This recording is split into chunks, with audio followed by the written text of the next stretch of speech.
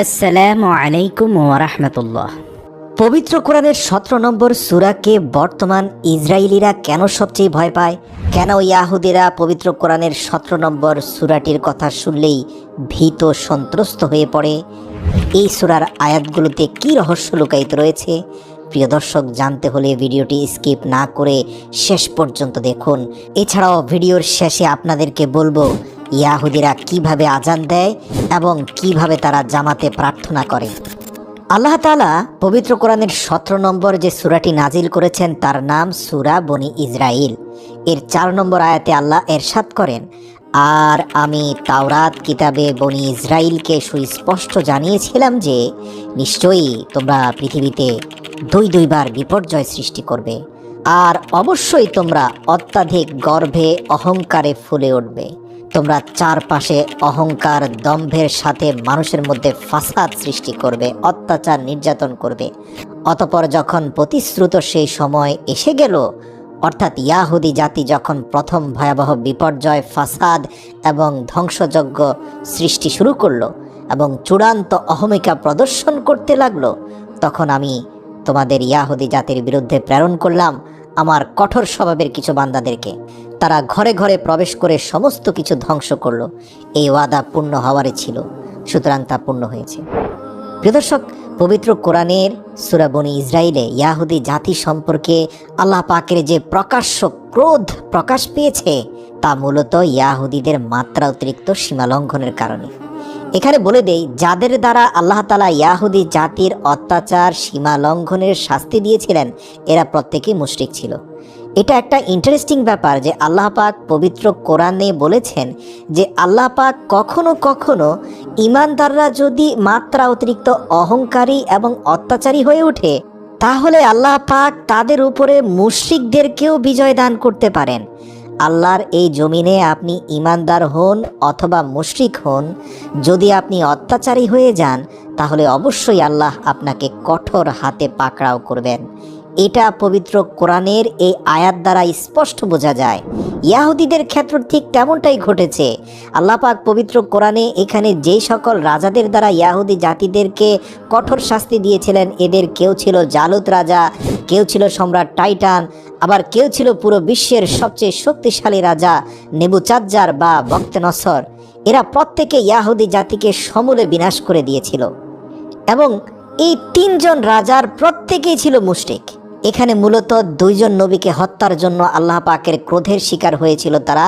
এদের একজন ছিল নবী শামাইল আলাইহিসসালাম, আরেকজন হচ্ছে মরিয়ম পুত্র হজরত ঈসা আলাইহিসসালাম। তো শামাইল আলাইহিসসালামকে তারা সঠিকভাবে হত্যা করেছিল ঠিকই, কিন্তু হজরত ঈসা আলাইহিসসালামকে তারা হত্যা করেছিল বলে তাদের ধারণা হয়েছে, কিন্তু হজরত ঈসা আলাইহিসসালামকে আল্লাহ তুলে নিয়েছেন। তো যাই হোক, তাদের এই দাম্ভিকতা প্রদর্শন এবং আল্লাহ পাকের আয়াত এবং কিতাবের সাথে অহমিকা প্রদর্শনের শাস্তিস্বরূপ আল্লাহ পাক দুনিয়াতে তাদের উপরে মুশরিকদের জয়দান করেছিলেন। অর্থাৎ যাদের দ্বারা আল্লাহ তাআলা ইয়াহুদিদেরকে শাস্তি দিলেন তারা ছিল মুশরিক, এবং শাস্তিপ্রাপ্ত ইয়াহুদি জাতি যারা তৎকালীন সময় আসমানি কিতাব তাওরাতের অনুসারী ছিল, এদের অধিকাংশ ছিল তাওহীদপন্থী। সুতরাং বোঝা যাচ্ছে আপনি তাওহীদের উপরে থেকেও যদি দুনিয়াতে অন্যায়, অত্যাচার, অহংকার প্রদর্শন করতে থাকেন তাহলে নিশ্চিত জেনে রাখেন আল্লাহ পাক মুশরিকদেরকে আপনার উপরে বিজয় দান করবেন।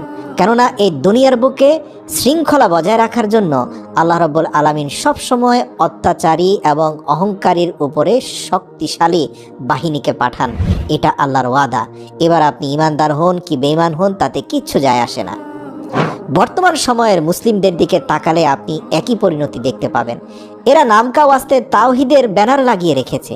এরা প্রত্যেকেই বলে যে আমরা লা ইলাহা ইল্লাল্লাহর অনুসারী, কিন্তু কর্মকাণ্ড দেখলে আপনি বুঝতে পারবেন এরা পরিপূর্ণরূপে দুনিয়া পূজারী হয়ে গিয়েছে।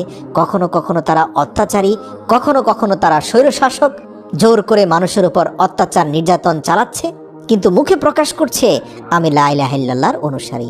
দেখবেন এই জাতীয় ব্যক্তিদের উপরে আল্লাহ তাআলা মুশরিকদেরকে জয়দান করছেন। এর কারণ আপনি মুখে লা ইলাহা ইল্লাল্লাহ বলে কোনো লাভ নেই যদি আপনি দুনিয়াতে ফাসাদ সৃষ্টি করে বেড়ান।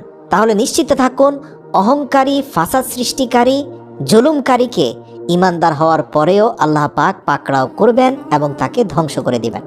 দুনিয়াতে শান্তি শৃঙ্খলা বজায় রাখার জন্য আল্লাহ পাকের এই রীতি কখনোই পরিবর্তন হয় না। দেখুন, বর্তমানে ইয়াহুদিরা তো পরিপূর্ণ শিরকের মধ্যে লিপ্ত আছে, তাদের মধ্যে তাওহীদের নামগন্ধ নেই। তৎকালে যাদেরকে আল্লাহ পাক শাস্তি দিয়েছিলেন এদের অধিকাংশই কিন্তু তাওহীদপন্থী ছিলেন, তারপরেও মুশরিকদের হাতে চরমভাবে নির্যাতিত হয়েছেন। শুধুমাত্র অপরাধ ছিল একটাই, মাত্র অতিরিক্ত অহংকার প্রদর্শন, জুলুম নির্যাতন এবং ফাসাদ সৃষ্টি করা। তো উল্লেখিত সূরার 6 নং আয়াতে আল্লাহ তাআলা ইরশাদ করেন, অতঃপর আমি তোমাদের জন্য তাদের বিরুদ্ধে পালা ঘুরিয়ে দিলাম। অর্থাৎ ইয়াহুদিগণ উপযুক্ত শাস্তি পাওয়ার পর পুনরায় তাদেরকে আবার আল্লাহ তাআলা সেদিন ফিরিয়ে দিলেন। কেন দিলেন জানেন? কারণ তারা তওবা করে পুনরায় আবার ফিরে এসেছিল। এবং আল্লাহ তাআলা তাদেরকে বললেন, হে ইয়াহুদিরা, তোমাদেরকে ধন সম্পদ এবং পুত্র সন্তান দিয়ে সাহায্য করলাম, জনসংখ্যার দিক দিয়ে তোমাদেরকে এক বিরাট বাহিনীতে পরিণত করলাম। আল্লাহ তাআলা আরও বললেন, তোমরা যদি ভালো করো তবে নিজেদেরই ভালো করবে, আর যদি তোমরা মন্দ করো তবে জেনে রেখো তাও তোমাদের নিজেদের জন্যই। এরপর যখন দ্বিতীয় সে সময়টি এলো তখন অন্য বান্দাদেরকে প্রেরণ করলাম যাতে তোমাদের মুখমণ্ডল বিকৃত করে দেয়। অর্থাৎ আবারও তারা সীমা লঙ্ঘন করেছিল। মানে আল্লাহ পাক 6 নম্বর আয়াতে স্পষ্ট বুঝিয়ে দিয়েছেন যে তাদেরকে দ্বিতীয়বার যখন সব সুখ শান্তি দিলাম, সন্তান সন্ততি বাড়িয়ে দিলাম, সম্পদ বাড়িয়ে দিলাম, দুনিয়ার সব কিছু দিলাম, তারা আবার ভুলে গেল, আবারও তারা অন্যায় অত্যাচার শুরু করলো। সুতরাং আবারও অন্য বান্দাদেরকে প্রেরণ করলাম যেন তাদের মুখমণ্ডল বিকৃত করে দেয়। আল্লাহ পাক ক্রোধের সাথে বলেন যাতে তোমাদের মুখমণ্ডল বিকৃত করে দেয়, আর যেন তারা মসজিদে ঢুকে পড়ে, এমনকি তারা যেন এমনভাবে মসজিদে ঢুকে যেন প্রথমবার ঢুকেছে, এবং যেখানে জয়ী হয় সেখানেই পুরোপুরি ধ্বংসযজ্ঞ চালায়।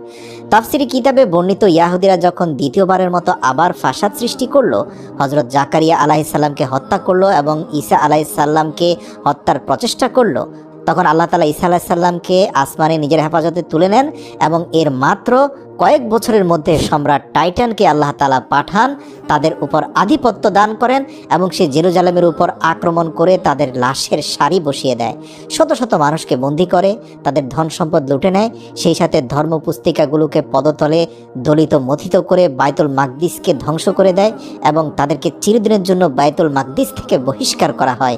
এভাবে তাদেরকে লাঞ্ছিত অপমানিত করা হয়। আর এই ভয়ঙ্কর শাস্তি তাদের উপর নেমে এসেছিল 70 খ্রিস্টাব্দে। আর আমরা সবাই জানি বিশ্বনবী সাল্লাল্লাহু আলাইহি ওয়াসাল্লাম 570 খ্রিস্টাব্দে তথা এই ভয়ঙ্কর ঘটনা সংঘটিত হওয়ার 500 বছর পর এই পৃথিবীতে আগমন করেন। অতঃপর রাসূল সাল্লাল্লাহু আলাইহি ওয়াসাল্লাম নবুয়ত প্রাপ্তির পর মহান আল্লাহ তাআলা এই ইয়াহুদি জাতির ভয়ঙ্কর ইতিহাস পবিত্র কোরআনে বর্ণনা করেন। এই আয়াত নাজিলের পূর্বে ইয়াহুদিরা তাদের প্রকৃত ইতিহাস জানত না, কেননা তাদের ধর্মের ধারক বাহকরা মন গড়া বিকৃত ইতিহাস চর্চা করত। তাই আজও ইয়াহুদিরা এই আয়াতগুলো দেখে ভয় পায়, এই ভেবে যে নবী হত্যা ও সত্যকে পদদলিত করার অপরাধে না জানি কখন মহাশাস্তি তাদের উপর পুনরায় আপতিত হয়। প্রিয় দর্শক, ভিডিওর শেষে আপনাদেরকে ইয়াহুদিদের ধর্মীয় কিছু রীতিনীতি সম্পর্কে বলবো যা বর্তমানে ইয়াহুদিরা পালন করছে। পৃথিবীর অন্যান্য মাযহাবগুলোর মতো এই ইয়াহুদি মাযহাবও নিজেদের মধ্যে কিছু রীতি রেওয়াজ রেখে থাকে, আর এই রীতি রেওয়াজকে ইয়াহুদিরা খুবই পবিত্র মনে করে থাকে। ইয়াহুদি ধর্মের মধ্যে 3 প্রকারের ইবাদত পাওয়া যায় বর্তমানে। যেমনভাবে ইসলাম ধর্মে দিনে 5 ওয়াক্ত নামাজ আদায় করতে হয়, ঠিক একইভাবে ইয়াহুদিরা দিনে 3 বার প্রার্থনা করে থাকে। সেই সময়গুলো হলো সকাল, দুপুর এবং সন্ধ্যা। এগুলোর মধ্যে দুপুরের ইবাদতকে ফরজ করা হয়েছে, আর সন্ধ্যার ইবাদত নিজে থেকেই নিজের উপর ওয়াজিব করে নেওয়া যেতে পারে। আপনাদেরকে জানিয়ে রাখি যে ইয়াহুদি মাযহাবের কিছু হুকুম হাকাম সেই সময় পর্যন্ত কবুল হবে না যতক্ষণ পর্যন্ত মানুষ এগুলোকে প্রত্যেক দিনের জীবনের সঙ্গে জুড়ে না নেবে, অর্থাৎ যা তারা প্রার্থনা করবে তা নিজেদের জীবনে অ্যাপ্লাই না করবে, এটা তারা বিশ্বাস করে আর কি। আর যখন কেউ নিয়ত করে নেয় তখন সেটা তার উপর ফরজ হয়ে যায়। কোনো ব্যক্তি নিয়ত করে সেটা লঙ্ঘন করলে ইয়াহুদি ধর্মে সেটা শাস্তিযোগ্য অপরাধ। ইয়াহুদি ধর্মের প্রার্থনাগুলো একা একা সম্পন্ন করা যায়, আবার চাইলে জামায়াতেও সম্পন্ন করা হয়। তারা সাধারণত গিরিয়ার প্রাচীরের পাশেই জামায়াতে বিভিন্ন ধরনের প্রার্থনা একসাথে করে থাকে। জামায়াতে প্রার্থনার জন্য ইয়াহুদি মাযহাবের কমপক্ষে 10 জন মানুষের প্রয়োজন হয়, অথচ মুসলিমরা সালাতের ক্ষেত্রে মাত্র 2 জন একত্রিত হয়ে জামাত করতে পারে। তাদের দিনে শুরু হয় সূর্য ওঠার সাথে সাথে সর্বপ্রথম প্রার্থনা দিয়ে, এবং এটাকে তারা সবচেয়ে মূল্যবান ইবাদত মনে করে। আবার এটার 6টা অংশ রয়েছে। এর প্রথম অংশে ওলামারা তাফসির পড়েন, মানে তাদের যেই কিতাব রয়েছে। দ্বিতীয় অংশে তাওরাত এবং জবুর পড়া হয়, আর তৃতীয় অংশে শামা পড়া হয়। এবং তৃতীয় ইবাদতটি সবচেয়ে গুরুত্বপূর্ণ একটি অংশ। এর কারণ হচ্ছে এখানে বনি ইসরাইলকে ডাকা হয়, তাদের তাওরাতের বিভিন্ন ধরনের শাহাদা পড়ানো হয়, এরপর আমেদা পড়ানো হয়, তারপর মাসিহা আসার জন্য দোয়া করা হয়, অর্থাৎ ইসলামের ভাষায় যেটাকে দাজ্জাল বলা হয়। ইয়াহুদিরা নামাজের মতো করেই একটা প্রার্থনা করে, তবে সাধারণত রাবিরা এই প্রার্থনাগুলো বেশি করে থাকে। এটাকে তারা উৎকৃষ্ট ইবাদত বলে থাকে, তবে সেটা পরিপূর্ণ নামাজের মতো নয়, কিছুটা নামাজের মতো বলা যেতে পারে, এবং তারা সেই ইবাদতের নাম দিয়েছে নাইলা। আজান দেওয়ার সময় ইয়াহুদিদের হাতে একটি বিশেষ বাঁশি থাকে, এই বাঁশি বাজিয়ে তারা আশপাশের ইয়াহুদিদেরকে নামাজের জন্য আহ্বান করে থাকে, আর সেই বাঁশির আওয়াজ শুনে সমস্ত ইয়াহুদি একত্রে এসে জামাতে তাদের ইবাদত সম্পন্ন করে।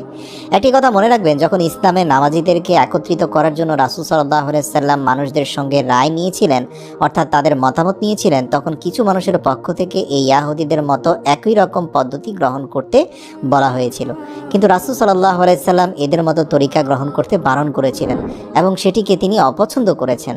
অতঃপর আল্লাহ তাআলার হুকুমে একজন সাহাবীর স্বপ্নযোগে আজানের বিধান আসে, যেটা বর্তমান পৃথিবীতে সর্বোৎকৃষ্ট এবং সবচেয়ে বৈজ্ঞানিক প্রার্থনা এবং প্রার্থনার জন্য আহ্বান পদ্ধতি।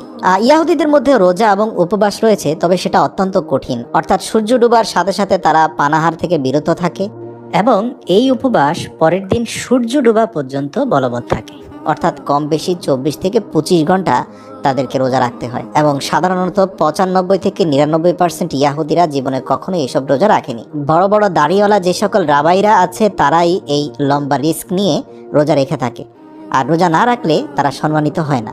তবে রোজা রাখা অবস্থায় তাদের ক্রিম, লোশন, পারফিউম ব্যবহার নিষিদ্ধ, চামড়ার কোনো বস্তু পরা যাবে না, স্ত্রীর সাথে মেলামেশার ব্যাপারেও নিষেধাজ্ঞা আছে। তবে হযরত মুসা আলাইহিস সালাম তুর পাহাড়ে 40 দিনের মতো পিপাসিত এবং ক্ষুধার্ত ছিলেন, আর সাধারণভাবে ইয়াহুদিরা হযরত মুসা আলাইহিস সালামকে অনুসরণ করে 40 দিন রোজা থাকাকে ভালো মনে করেন, কিন্তু 40 দিনের রোজা তাদের উপর ফরজও আছে, যেটা তাদের কেউই পালন করে না।